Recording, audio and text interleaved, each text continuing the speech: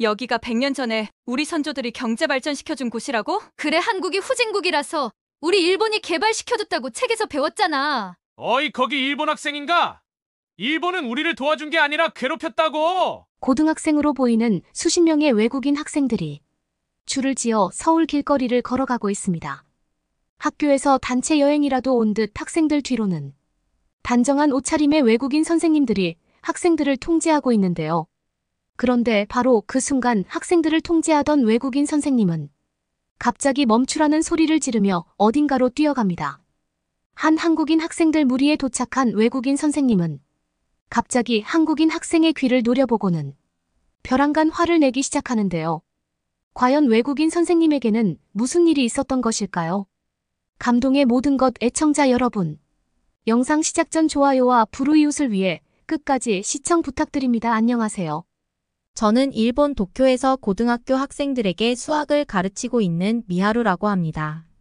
어렸을 때부터 수학에 관심이 많았던 저는 어째서인지 일이 잘 풀려 20대 초반의 나이에 교사 자격증을 얻을 수 있었습니다. 보통은 초등학교나 중학교의 부임부터 시작하지만 저는 당황스럽게도 첫 부임 학교를 고등학교로 배정받고 말았는데요. 따지고 보면 저와 나이 차이가 얼마 나지 않는 학생들을 가르치는 것은 처음 수학을 가르치는 저에게 너무나 큰 어려움이었고 학생들과 친분을 쌓는 것에도 의외의 어려움이 많았습니다. 하지만 얼마 전 저희 고등학교에서는 고등학교 설립 이후 최초로 한국으로의 수학여행을 시도하게 되었고 저는 그 과정을 통해 엄청난 변화를 할 수 있었는데요. 처음 한국으로의 수학여행을 제안한 건 약 3년 동안 한국에서의 유학생활을 하고 왔다던 저와 친한 선생님, 동료 나나코의 제안서로 시작되었습니다. 방학이 매우 긴 일본은 방학 기간에 부모님의 동의를 얻고 학교에서 주최하는 수학여행을 시도하는 때도 있는데 이때에는 매우 긴 여행 계획을 잡기 때문에 모든 학생들은 방학 기간 진행되는 수학여행만을 기다리게 되는데요. 멀리 떠나봐야 대부분은 일본 근처 유럽권 나라들을 방문하는 것이 대부분이지만 한국으로의 유학생활을 다녀왔다던 나나코는 학교 설립 이후 최초로 한국으로의 수학여행이 어떻겠냐는 제안을 방학기간 회의 중 발표했습니다. 수학여행 일정까지는 불과 3개월밖에 남지 않은 시간이었고 수백 명의 학생들이 한꺼번에 움직이는 경우가 많기 때문에 수학여행 목적지를 정할 때에는 이러한 학생들의 안전이 보장되는 나라인지가 제일 중요한 요소였는데요. 교사가 되기 전 약 3년 정도 한국에서 유학생활을 했다던 나나코는 모든 수학여행 계획의 책임자인 교장 선생님과 저희 교사들에게 최근 학생들이 한국이라는 나라에 매우 많은 관심을 가지고 있고 학교 내부에서 한국어를 배우려는 학생들도 엄청나게 늘어난 상태라는 말과 함께 다른 나라들하고 비교했을 때에도 제일 안전한 치안의 시스템을 가지고 있는 나라가 바로 한국이라면서 최적의 수학여행지는 한국이라는 발표를 진행했습니다. 그러나 처음 나나코의 발표가 끝났을 때에는 저뿐만 아니라 다른 선생님과 교장 선생님도 표정이 좋지 않았습니다. 하지만 이상하게도 한국을 최소 한 번 이상 경험해 본 선생님들은 나나코의 의견에 적극 찬성했고 한국에서 수학여행을 진행하게 된다면 아이들의 안전은 무조건 보장된다는 말을 덧붙이며 굉장히 들뜬 모습을 보여주었죠. 교사 40명 중 무려 20명 이상의 동료 교사들이 한국을 이미 경험해 본 상태였고 그들 모두가 한국으로의 수학여행 일정에 적극 찬성하게 되어 그렇게 수학여행 목적지는 한국으로 정해지게 되었습니다. 하지만 교장 선생님은 한국을 이름만 들어보았을 뿐 정말 한국이 안전한 나라이고 볼거리가 많은 것이 확실한지 불안한 표정을 보이며 나나코에게 거듭된 질문을 하더군요. 나나코는 그렇게 불안하면 제일 중요한 학생들의 의견도 물어보자며 학교 전체 수학여행 투표 진행을 또다시 제안했고 그 결과는 너무나 충격적이었습니다. 무려 90% 이상의 학생들이 한국으로의 수학여행을 가고 싶다면서 이미 가족들과 함께 개인적인 한국 여행을 다녀온 학생들도 꽤 많았기 때문인데요. 교장 선생님도 결과에 상당히 당황하신 것처럼 보였지만 학생들의 엄청난 동의율에 그날 이후 곧바로 한국행 수학여행 일정을 추진하게 되었습니다. 모든 선생님들이 참여해서 일정을 조율하고 학생들의 비행기 티켓, 그리고 여권과 관련된 동의서를 부모님으로부터 받아내기 시작했고, 특히 저와 나나코는 한국에서의 수학여행 세부 일정을 직접 계획하며 많은 대화를 나눌 수 있었습니다. 한국에 대해 전혀 아는 것이 없었던 저 때문에 대부분의 일정 계획은 나나코가 추진하던 중 한국에서의 업체나 동의가 필요한 부분에서는 능숙한 한국어 실력까지 선보이며 그들과 안정적인 소통을 이어나가더군요. 그리고 약 3개월 뒤 저희 학교 학생들 전체와 선생님들은 한국행 비행기에 올라탈 수 있었습니다. 더군다나 저는 해외의 여행을 경험하는 것은 일본과 가까운 인접 국가나 도시들을 제외하고는 처음이었기 때문에 더욱 설렜는데요. 그런데 학생들과 함께 한국의 인천공항에 도착한 순간, 저는 학생들이 왜 그렇게나 한국을 좋아했는지 5분도 되지 않아 깨닫게 되었습니다. 특히 나나코의 주장대로 공항에서부터 느껴지는 것은 말도 안 되는 한국의 치안 시스템이었는데요. 한국 자체가 한국인들의 시민의식 때문인지는 몰라도 길거리에는 편하게 걸어 다닐 수 있는 도보 시스템은 물론 조금만 걷다 보면 시민들의 안전을 지켜줄 경찰서도 심심치 않게 볼 수 있었기 때문입니다. 저는 겪어보지 않았지만 한국에 도착하신 교장 선생님께서는 몇몇 학생들과 함께 프랑스로 견학 체험을 갔던 적이 있는데 그곳에서는 잠깐 한눈을 판 사이 학생들의 가방 전체를 도둑 맞은 경험이 있었다면서 한국의 공항에서는 짐을 1시간이 넘게 놔둬도 아무도 가져가지 않는 상황에 꽤 놀라신 것처럼 보였죠. 그도 그럴 것이 저희 학교 학생들이 통제는 잘 따랐지만 인원수가 많아서 입국을 할 때 꽤 시간이 걸렸는데 그때 잠시 학생들의 가방을 공항 근처에 모아두었는데도 한국인들은 그것을 신경조차 쓰지 않았습니다.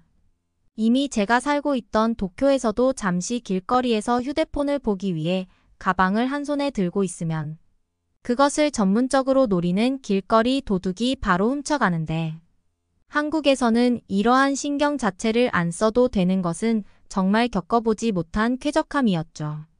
공항 밖으로 나와 학생들의 통제를 위해 두 팀으로 나눠 한 팀은 대중교통을 이용하고 한 팀은 고속버스를 이용했는데 저는 한국의 대중교통을 이용하는 조에 편성되었습니다.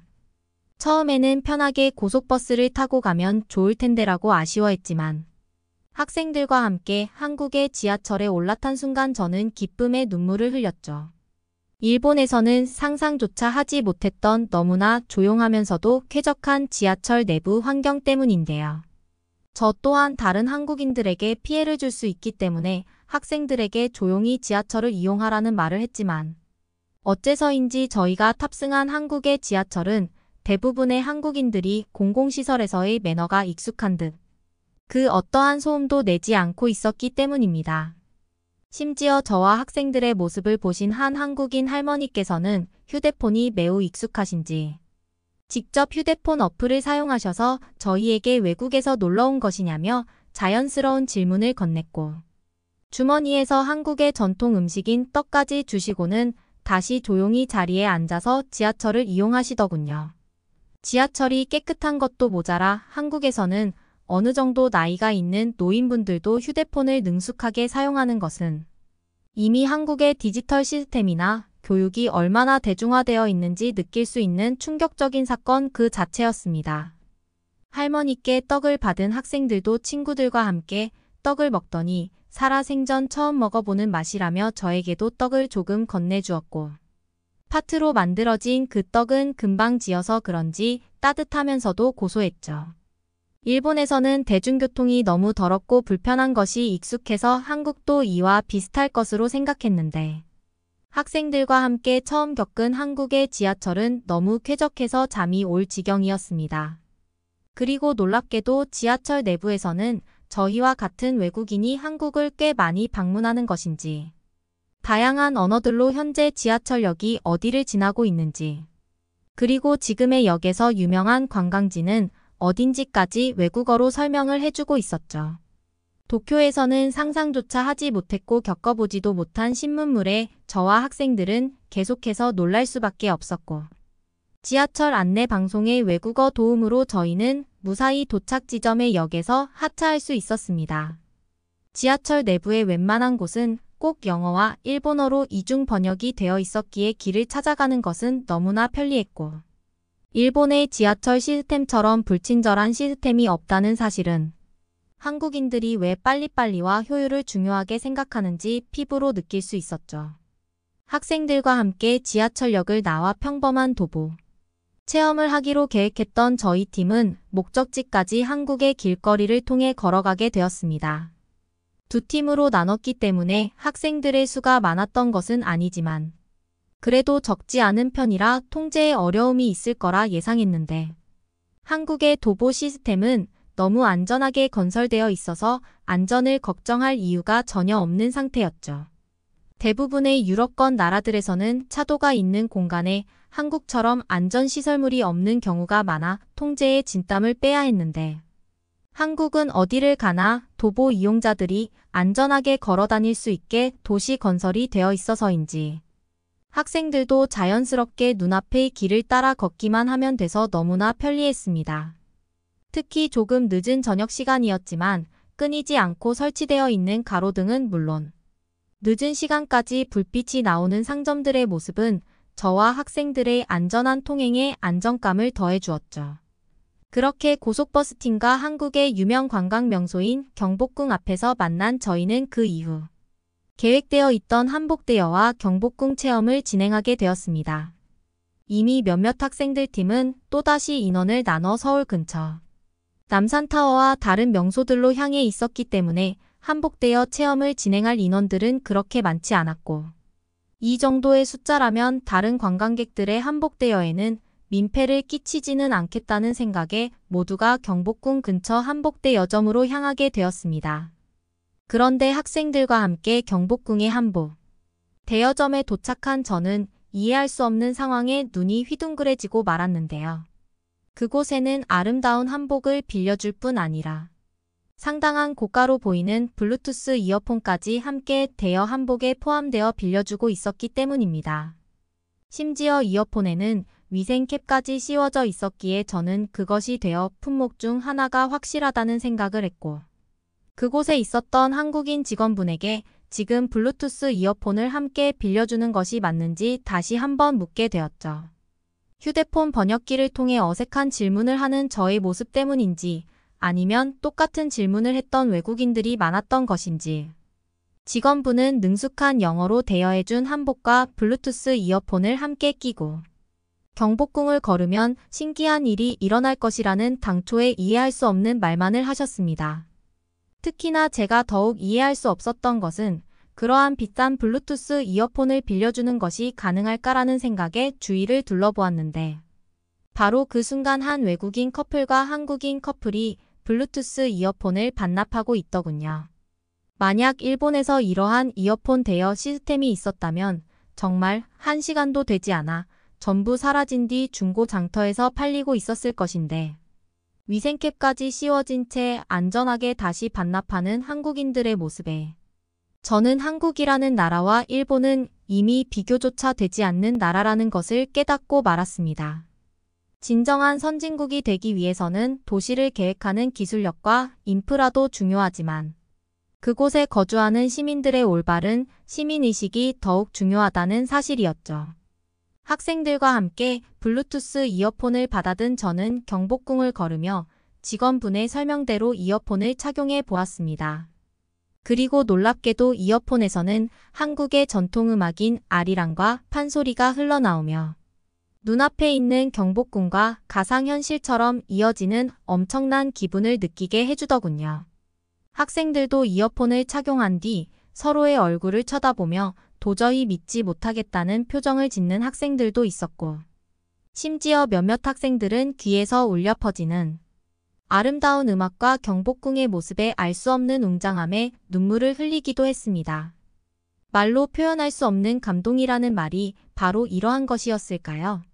학생들은 저마다 휴대폰으로 기념 촬영을 하기 시작했고, 저 또한 아름다운 경복궁의 모습과 함께 대여소에서 빌려준 이어폰을 함께 착용하고 있는 저희 사진을 SNS에 올리게 되었습니다. 아니나 다를까 저희 SNS를 확인한 친구들은 한국에서는 비싼 블루투스 이어폰을 무료로 빌려주냐면서 계속해서 물어보았고, 저는 그렇다는 말과 함께 한국은 다른 나라와 차원이 다르다는 글까지 첨부하게 되었죠. 모든 경복궁 체험이 끝난 후 근처 백반 한식이 나오는 식당으로 단체 예약을 한 저희 반 학생들은 놀랍게도 처음 먹어보는 한식이지만 너무나 맛있다면서 밥 공기를 계속해서 비워나갔고, 저 또한 처음 먹어본 한국의 잡채라는 음식에 빠지게 되었습니다.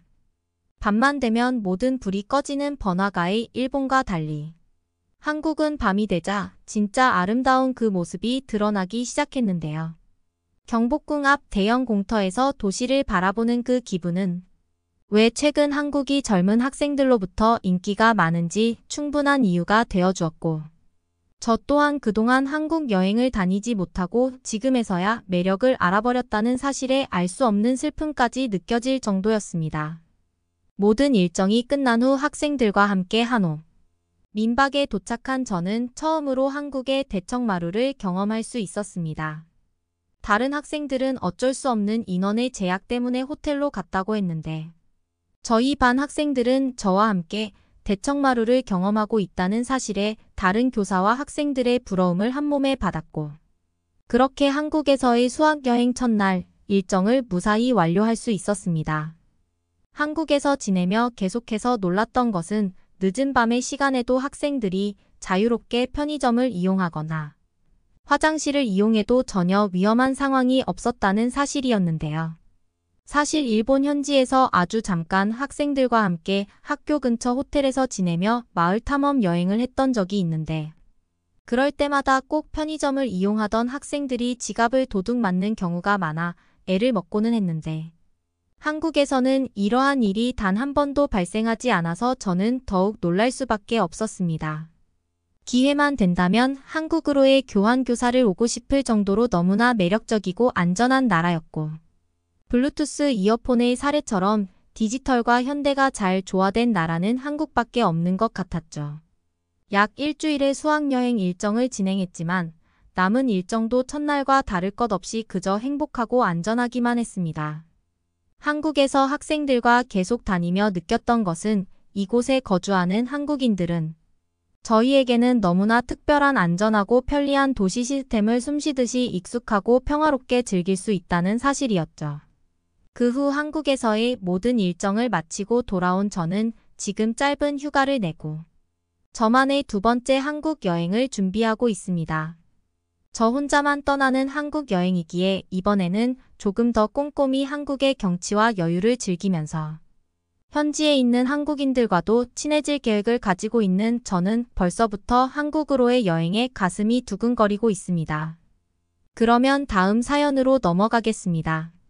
우리도 이제 한국에 가보는 거야? 그래, 우리의 뿌리는 한국이니까 당연하지. 저기요! 잠시만요! 통과가 어려우신데요. 어느 한 공항에 입국 심사돼 들뜬 마음으로 공항에 들어선 단란한 가족을 갑자기 보안경찰이 이끌고 어디론가 가려 합니다. 가족은 영문도 모른 채 대체 왜 그러냐고 따지지만 경찰은 아랑곳하지 않고 그들을 강제로 끌고 가려 하는데요. 대체 이들에게 무슨 사연이 있었던 걸까요? 그리고 이들은 이들에게 닥친 문제를 무사히 해결할 수 있었을까요? 그럼 오늘의 사연 바로 들어보겠습니다. 안녕하세요. 저는 카자흐스탄에서 태어나고 자라 20년 전부터 한국에 살고 있는 세레이라입니다. 오늘 제가 전해드리고 싶은 사연은 저희 가족이 한국으로 이주하면서 생겼던 사건이에요. 저희 한국 이름은 현기입니다. 제가 한국을 제대로 알게 된 건 저희 아버지가 카자흐스탄에 있는 한국 대사관에서 일하면서였어요. 저희 가족은 사실 고려인이랍니다. 증조 할아버지 때 카자흐스탄 지방으로 이주당했었죠. 그리고 소련이 망하고 저희 가족은 쭉 카자흐스탄의 남아고려인의 정체성을 가지고 살고 있었습니다. 사연을 이야기하기에 앞서 한국인분들도 꼭 알았으면 하는 우리 고려인 이야기를 잠깐 해보자면요. 증조 할아버지께 전해 들었던 과거 이야기는 정말 가슴이 아팠어요. 당시 소련의 스탈린 정권은 고려인 사회에 일본 첩자들이 침투하는 것을 막기 위해 그들을 격리한다는 구실로 고려인들을 중앙아시아로 강제 이주시켰다고 해요.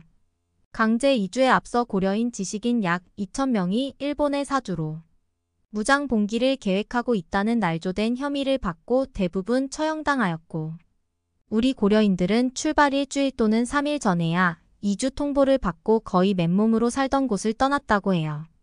그렇게 약 20만 명이 4주간 시베리아 횡단 화물 열차에 짐짝처럼 실려 약 6,000km를 이동한 뒤 중앙아시아의 황무지에 내버려졌죠. 이동 중 목숨을 잃은 이들과 추운 겨울을 못 넘긴 이들을 포함하여 강제 이주 전후로 2만 명 정도가 사망하였다고 해요. 그렇게 영문도 모른 채 벼랑간 삶의 터전에서 강제로 추방당했지만 고려인들은 한인 특유의 강인한 생활력으로 중앙아시아의 척박한 땅을 개척해 벼농사와 목화 농사를 지으며 빠르게 정착하였고, 다수의 고려인 집단 농장을 탄생시키면서 모범적인 생활을 이어나갔다고 하였습니다. 어느 날 갑자기 스탈린에 의해 중앙아시아로 내몰린 고려인들은 열악한 주거 시설과 황무지를 개척해야 하는 숱한 고통 속에서도 웃음을 잃지 않고 새로운 희망을 키워갔습니다. 증조 할아버지는 항상 이렇게 말씀하셨죠. 우린 절대 한민족이란 사실을 잊으면 안 된다고요. 그래서 저희 가족은 카자흐어와 러시아어 외에도 한국어를 유창하게 할 수 있어야 했답니다. 한국의 역사에 대해서도 늘 할아버지로부터 듣고 자랐습니다. 할아버지께서는 늘 한국의 뿌리를 지키면서 살아야 한다고 강조하셨죠. 어렸던 저는 왜 내가 굳이 한국어를 배워야 하냐며 떼를 썼었던 때도 있었답니다.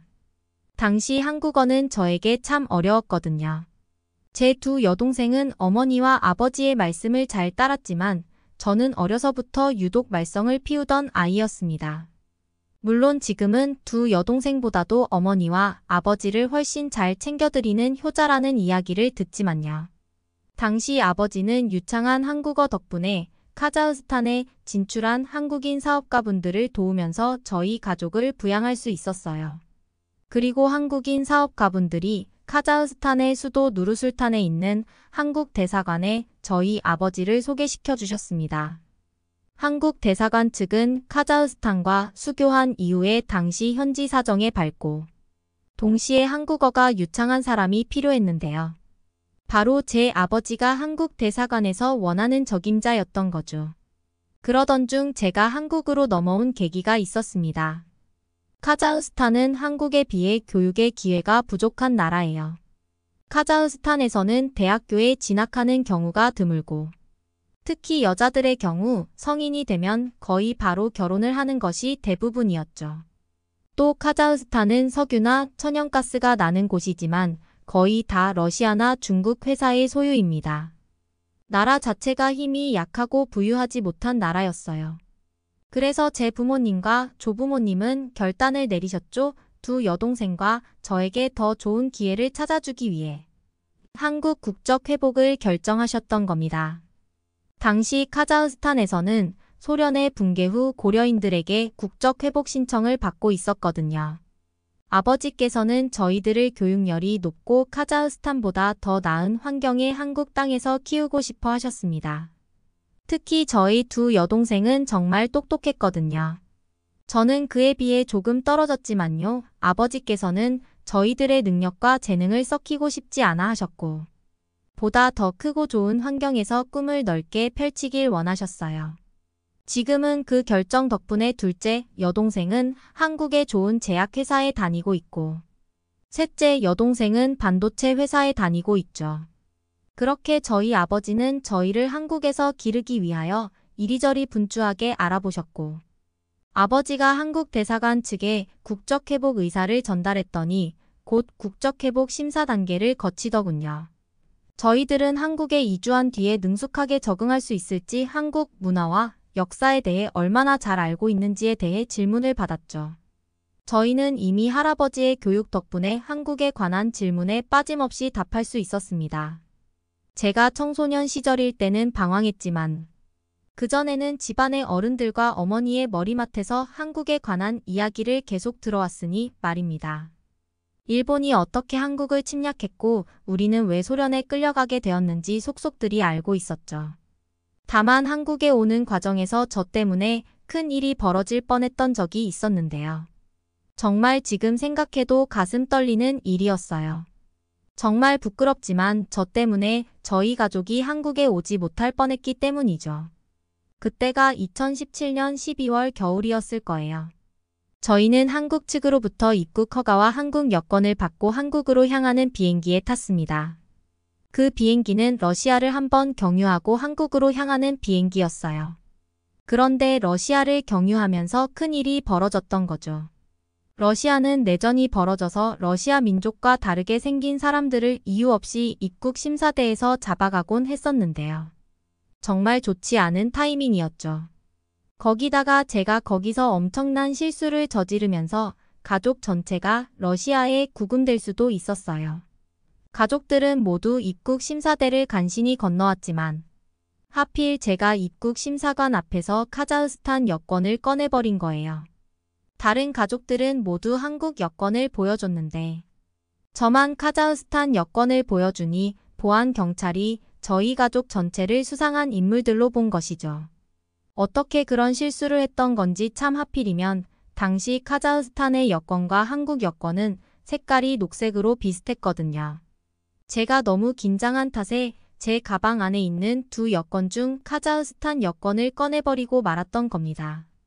그런데 저는 그때까지도 제가 카자흐스탄 여권을 꺼낸지도 모르고 있었어요. 당연히 한국 여권을 꺼낸 줄로만 알았습니다. 저와 가족들은 영문도 모른 채 외딴 방으로 러시아 보안 경찰들에게 끌려가 취조를 받아야만 했죠. 러시아어로 심한 말을 들으며 취조를 당했고 저희 아버지와 어머니는 대체 뭐가 잘못된 것이냐며 어리둥절한 표정으로 따져 물었습니다. 저도 순간 멍해져서 눈물만 나왔는데 혹시 여권을 잘못 보여준 것 아닌가 하는 생각이 번쩍 들더군요. 그래서 다급하게 여권을 다시 보여주겠다고 말했습니다. 그리고 울면서 내 가방에 한국 여권이 있다고 호소했죠. 어린 저와 여동생이 가여웠는지 보안경찰 중에 한 명이 내 가방이 어디 있느냐고 물어봤고 이윽고 제 가방을 뒤지더니 한국 여권을 발견했습니다.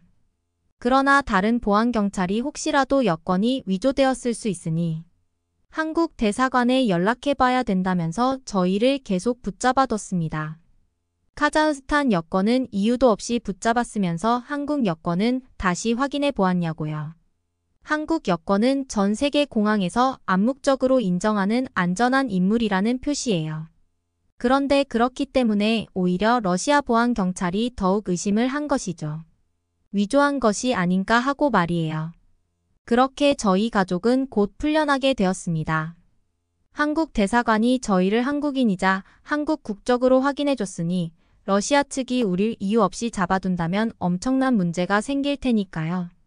이때 한국의 국력을 새삼 느낄 수 있었답니다.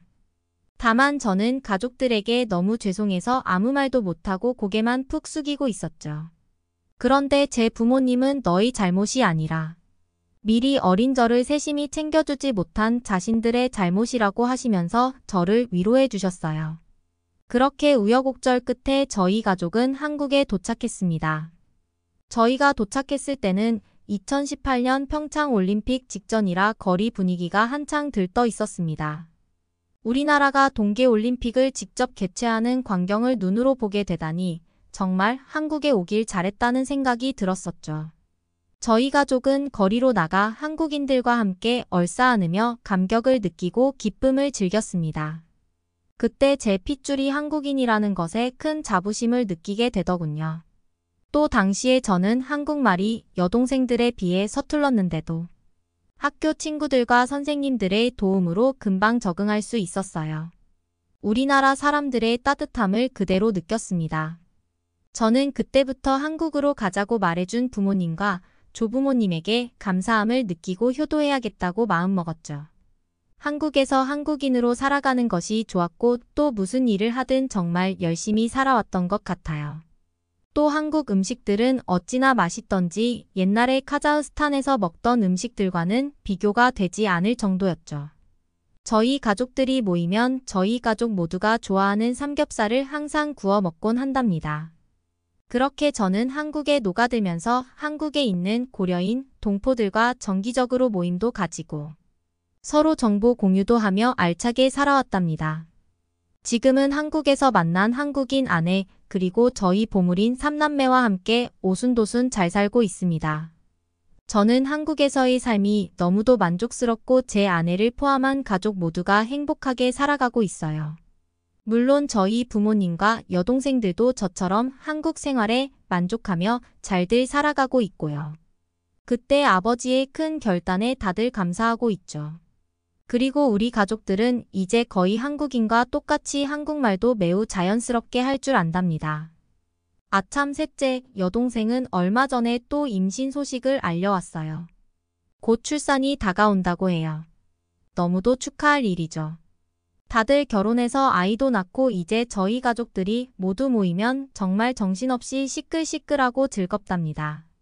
저희 가족들처럼 카자흐스탄에 살고 있는 우리 동포들도 한국으로 돌아와 그들도 한국인의 정을 나누면서 행복하게 살면 좋겠어요.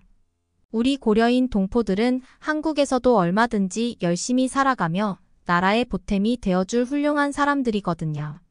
카자흐스탄에서 한국으로 넘어오는 동안 우여곡절이 있었지만 무사히 한국에 도착해 한국 생활에 적응하여 하루하루 열심히 살아가고 있는 고려인 현기 씨 가족의 사연 어떠셨나요? 한편 현기 씨는 현재 한국에 들어와 있는 다른 고려인 동포들의 상당수가 한국 국적은커녕 변변한 일자리조차 얻기 힘들어 갈수록 위험한 직업에 내몰리고 있는 경우도 여전히 많다고 이야기하는데요. 나갈 곳 잃은 동포들을 위해 정부에서 체계적인 지원을 해주면 좋겠다는 마음이 듭니다. 그러면 다음 사연으로 넘어가겠습니다. 오늘 소개해드릴 사연은 한국으로 수학여행을 왔던 일본 여학생의 경험담입니다. 처음에는 한국으로의 여행이 내심 불만이었던 이 여학생은 수학여행을 계기로 꿈이 바뀌었다고 하는데요. 과연 한국에서 어떤 일이 있었던 것일까요? 사연 바로 시작합니다. 안녕하세요. 저는 일본인 미사닝이라고 합니다. 최근에 저는 한국으로 수학여행을 다녀왔고 이 경험은 제게 절대로 잊지 못할 기억으로 남게 되었는데요. 사실 이번에 다녀온 수학여행은 본래 계획된 여행은 아니었어요. 원래는 여행이 일정에 없었지만 우여곡절 끝에 가게 된 것이거든요. 그 이유는 저희는 유도 선수로 활약하고 있고 전국대회에 참여하느라 원래 일정의 수학여행에 참여하지 못했기 때문인데요. 열심히 노력한 끝에 저희 팀은 당당히 전국대회 준우승을 차지하고 왔고 학교 측에서는 그런 저희를 위해 한국으로의 특별 수학여행을 보내주기로 했던 거죠. 때문에 저희가 이번에 가게 된 한국 여행은 고등학교 수학여행임에도 불구하고 굉장히 소수의 인원으로 가게 되었어요. 하지만 먼저 수학여행을 다녀온 친구들은 이번에 다들 호주를 다녀왔다는데 저희만 같은 아시아이자 바로 옆 나라인 한국이라니 처음에는 좀 실망스럽기도 했어요. 사실 동아시아 국가들은 외모도 비슷하고 건축물이나 문화도 비슷하다고 생각해서 유럽이나 미국 등 좀 새로운 곳을 가보고 싶다는 생각을 늘 하고 있긴 했거든요. 아니면 미리 다녀온 다른 친구들처럼 호주나 뉴질랜드 같은 곳이라든가 말이죠. 그리고 한국과 일본은 서로 사이가 좋지 못하니 왠지 해코지를 당하지는 않을까 하는 걱정이 좀 들기도 했던 게 사실이에요. 그래도 아예 안 가는 것보다는 나으니 수학여행 자체를 갈 수 있다는 사실에 만족하기로 했습니다. 아무래도 바다 건너 다른 나라로의 여행이다 보니 그래도 설레는 마음은 어쩔 수 없더라고요. 저 같은 경우 태어나서 처음 가는 해외여행이기도 했고요. 그렇게 여행 가는 날을 손꼽아 기다리며 매일매일을 보냈는데요. 그렇게 드디어 서울로 수학여행을 가는 날이 되었습니다. 한국으로 출발하기 전날엔 설레서 잠도 거의 못 잤어요. 잠을 거의 자지 못하고 와서 비행기에서 좀 잘까도 싶었지만 친구들과 수다를 떠느라 그럴 수도 없었죠. 더군다나 일본에서 한국까지는 가까웠기 때문에 생각보다 얼마 걸리지 않아서 한국의 인천공항에 금세 도착하더라고요. 그렇게 도착한 한국의 인천공항은 제가 출발 전에 생각했던 모습보다 훨씬 더 넓고 웅장해서 너무나 놀랐습니다. 그리고 많은 외국인들로 붐비는 모습들이 제가 상상했던 모습과는 정반대의 모습이었죠. 수많은 사람들이 입국 심사를 위해 줄을 많이 서 있었는데 한국의 입국 절차는 너무도 신속하게 이루어져서 생각보다 줄이 빠르게 줄어들더라고요. 인천공항 안에는 안내 로봇도 돌아다니고 있었는데 이 로봇들에게 길을 물어보면 상세히 가르쳐 준다고 하더라고요. 굉장히 넓은 공항임에도 방문객들의 편의를 위해 이러한 로봇들을 배치해 두고 있는 모습이 정말 인상 깊었죠. 공항 밖을 나가자 인천공항의 전체적인 모습을 볼 수 있었습니다. 대단히 크면서도 웅장하다는 생각이 들어서 인천공항을 쳐다보면서 계속 감탄하였죠. 저희는 선생님의 인솔하에 지하철을 타러 갔어요. 선생님과 친구들과 함께 걸어갔는데 공항에서 얼마 가지 않아 지하철역이 나와서 너무 편했습니다. 공항과 지하철역이 바로 연결돼 있다니 한국의 교통 시스템이 놀라운 순간이었어요. 도착한 지하철역에서는 우선 선생님의 설명을 듣고 저희들은 보증금을 이용해 카드 하나를 발급하였어요. 이 카드로 아주 복잡하게 얽혀 있는 모든 지하철 호선을 이용할 수 있다고 하더라고요. 저희들은 중간에 다른 노선으로 지하철을 갈아타러 가야 했었는데 지하철 환승이란 걸 저는 한국에 와서 처음 해봤습니다. 일본 여행을 해보신 분은 아시겠지만 일본은 호선마다 관리하는 회사들이 다르기 때문에 보통 다른 호선을 타기 위해서는 역 밖으로 나가서 또 돈을 내고 들어가서 다른 노선으로 가야 하는 경우도 많거든요. 그리고 관리하는 민영업체들이 각각 다른 탓에 티켓을 구매할 때도 굉장히 신중하게 알아보고 결제를 해야 하고요. 그런데 한국의 지하철은 지하철 역사 내에서 갈아타는 곳이 표시된 곳으로 가자 바로 지하철을 갈아탈 수 있게 굉장히 편하게 되어 있었어요. 정말 처음 경험하는 한국의 대중교통은 참 편리하고 대단하다는 생각이 들었습니다. 그리고 이런 것이야말로 정말 혁신적이고 시민들에게 가장 피부에 와닿는 시스템이 아닐까라는 생각도 들었죠. 솔직히 일본에 있을 땐 그래도 나름 일본의 지하철 시스템이 잘 갖추어져 있다고 생각하고 있었는데 한국 지하철 시스템은 일본과 비교하면 정말 신세계에 가까웠답니다. 저희를 인솔하신 선생님께서도 한국 지하철 시스템은 일본에서 배워가야 할 점이 많다고 말씀하기도 하셨고요. 저희 수학여행의 첫 일정은 경복궁을 구경하는 것이었어요. 선생님의 말씀으로는 한국의 전통 건축물과 문화를 경험할 수 있는 곳이 경복궁이라고 했고 이곳에 가면 전통적인 궁궐 건축물과 정원을 감상할 수 있다고 하며 저희들이 꼭 들러야 할 곳이라고 말씀하셨어요. 이동하면서 잠깐 동안 스마트폰으로 경복궁을 검색해 봤는데 커뮤니티의 후기를 봤을 때도 그 규모와 아름다움을 칭찬하는 글들이 굉장히 많더라고요.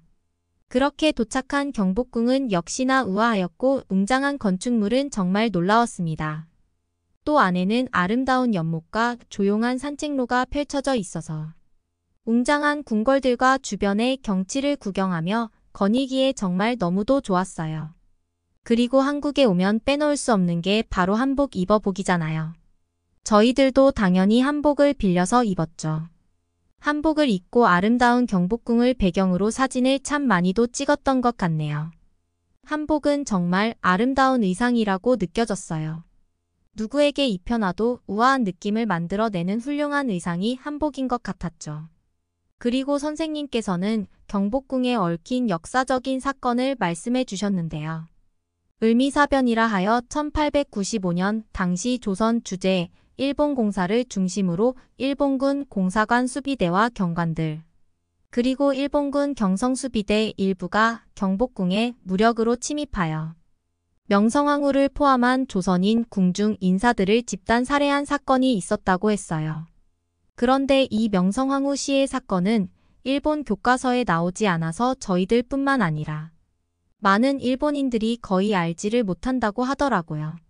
그러면서 선생님께선 일본 사람들도 과거를 정확히 알아야 하고 참회할 부분은 참회해야 한다고 말씀하셨죠. 저는 그 이야기를 듣고 꽤 큰 충격을 받았어요. 남의 나라 황후를 그런 식으로 잔인하게 죽였다는 것에 대해서 말이에요. 왜 여태 교과서에서 이런 내용을 배우지 못했던 건지 정말 의아했고, 나중에 일본에 돌아가 꼭 더 자세히 찾아보아야겠다고 생각했습니다. 저희들은 이후 명동으로 갔는데요. 명동에서는 자유시간이 주어졌었어요. 저희들은 손을 잡고 올리브영으로 향했어요. 사실 한국에 오기 전에 유튜브를 통해 올리브영에서 파는 다양한 제품들을 알아보면서 굉장히 관심이 많이 갔었답니다.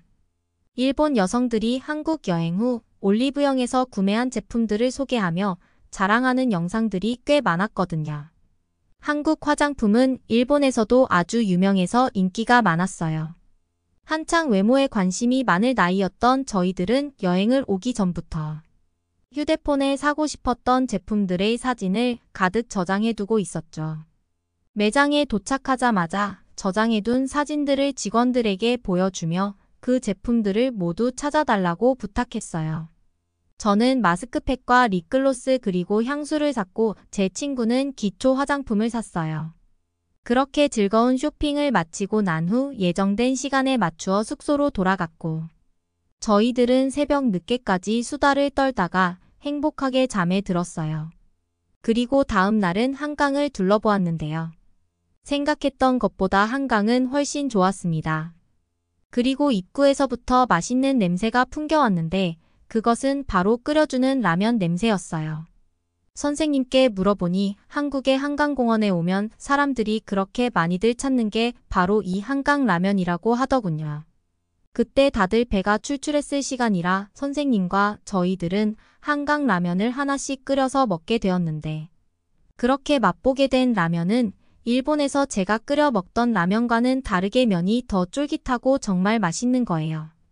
느끼한 맛이 있는 일본 라면에 비해 매콤하고 얼큰한 한국 라면은 제 입맛에 너무 딱 맞았어요. 즉석에서 끓여 먹는 라면이 어떻게 이렇게 맛있는 건지 정말 놀랐습니다. 선생님과 친구들도 어떻게 이렇게 맛이 있을 수가 있냐면서 다들 만족스럽게 라면을 먹었죠. 그렇게 맛있게 라면을 먹고 한강을 전체적으로 둘러보았는데 사람도 참 많고 먹거리 상점들도 활성화되어 있다는 점이 정말 놀라웠어요. 그리고 한강의 규모를 보게 되니 그 웅장함에 절로 압도되더라고요.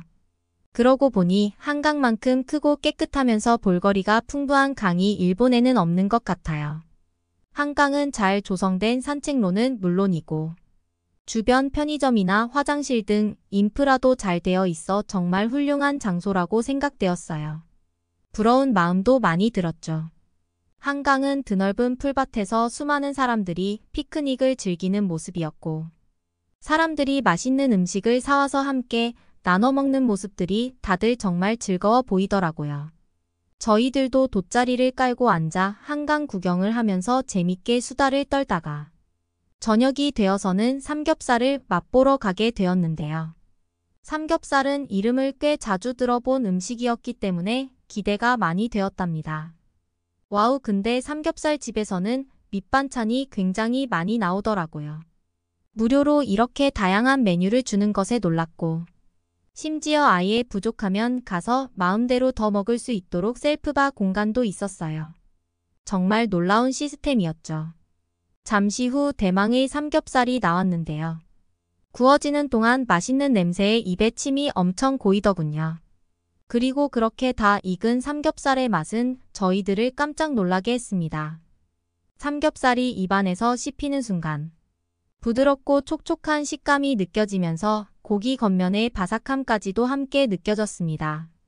저뿐만 아니라 선생님과 다른 친구들 모두 너무 맛있다는 감탄사를 연신 내뱉었죠.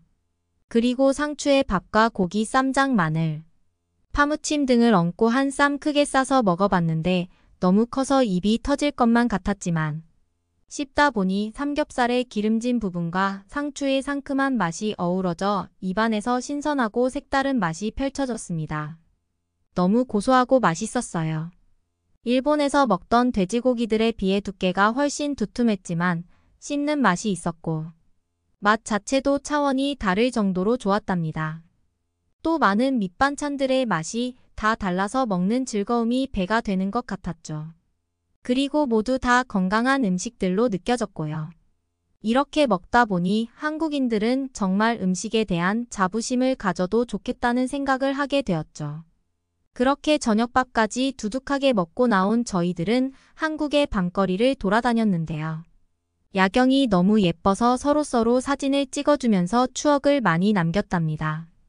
마지막 일정은 강남과 홍대 구경을 갔다가 밤에는 서울의 야간 풍경을 즐기기 위해 시티투어 버스를 타게 되었는데요. 서울의 야경과 한강의 풍경을 즐기는 환상적인 경험은 아마 평생 잊혀지지 않을 기억으로 남을 거예요. 너무도 낭만적이었고 저 혼자만 보기 너무 아까웠어요. 그래서 나중에 부모님을 모시고 와서 꼭 서울 시티투어 버스 야경 코스를 경험시켜 드리고 싶었답니다. 이렇게 아름다운 서울 경치 구경을 끝으로 저희들의 수학여행 일정도 어느덧 마무리가 되어가고 있었어요. 즐거운 여행을 마무리 지으며 저는 많은 생각이 들었어요. 솔직히 한국과 일본은 사이가 별로 좋지 않잖아요. 특히 저희 부모님 세대들은 더더욱 한국에 대해서 안 좋게 생각하는 분들도 많고요. 물론 요즘에는 많이 바뀌긴 했지만 그래도 처음에 올 때에는 한국인들이 저희들을 향해 욕을 하거나 안 좋게 대하지 않을까도 걱정했었는데 욕은커녕 모든 한국인들은 다 저희를 진심으로 대해줬고 다들 친절했어요. 앞으로는 양국의 사이가 멀어지지 않고 보다 더 가까워졌으면 좋겠다는 생각이 많이 들었죠. 수학여행이 끝나고 돌아갈 시간에 저는 짧은 시간이었지만 한국의 정이라도 들었는지 눈물이 다 나오더라고요. 이후 일본으로 돌아온 저는 한국이란 나라의 깊은 감명을 받아 그때부터 한국어를 공부했어요. 왜냐하면 일본에 온 뒤로도 한국에 대한 좋은 기억들이 도저히 잊혀지지가 않았거든요. 한국어를 공부하고 한국 문화에 대해 알다 보니 나중에는 한국을 좀 더 제대로 체험해보고 싶다는 생각이 들더라고요. 그래서 저는 고등학교를 졸업하고 나중에 대학교에 가게 되면 열심히 아르바이트를 해서 부모님을 모시고 한국에 장기간 여행을 가려는 꿈을 하나 가지게 되었어요. 그리고 수학여행 때 못 가본 한국의 이곳저곳을 탐방해 보려고요. 그러기 위해 지금도 열심히 한국어를 익히고 있답니다. 나중에 제가 한국에 가게 되면 많이 도와주세요. 처음에는 미국이나 유럽이 아닌 옆 나라 한국으로 수학여행을 오게 되어 내심불만이었다가 막상 한국을 와서 한국을 경험하고 보니 한국에 흠뻑 빠지게 되어 결국 일본에 돌아가 한국어까지 공부하고 나중에는 부모님을 모시고 한국에 장기간 여행까지 오고 싶다는 일본인 미사닝 씨의 사연이었습니다. 여러분은 어떻게 보셨나요? 응원과 격려의 한마디씩을 댓글로 남겨주시기 바랍니다. 사연자분들께 전달해드리겠습니다. 실제 사연 제보를 받고 있습니다. 채택되신 분께는 작은 선물도 보내드리고 있습니다. 저희의 사연이 여러분의 하루에 작은 힘이 될 수 있었으면 좋겠습니다. 감동적인 사연을 주변 분들과 이야기 나눠보세요. 더욱더 좋은 영상으로 다시 찾아뵙겠습니다.